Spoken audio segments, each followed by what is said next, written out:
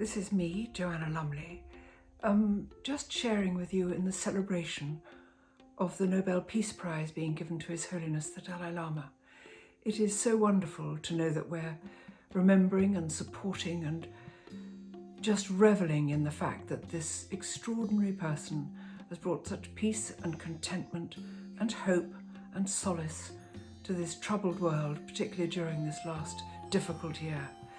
And so I just want to join the enormous throng of supporters who are sending all our fondest wishes to His Holiness, as always, and salams and love and prayers, and to the whole wider community of Tibet, and to people who believe in Buddhism all around the world, and to people who don't. As His Holiness would always say, just the world is for everybody, and we all belong to each other. So 1,000 congratulations, happy memories, and bless you at this wonderful time of year. Goodbye.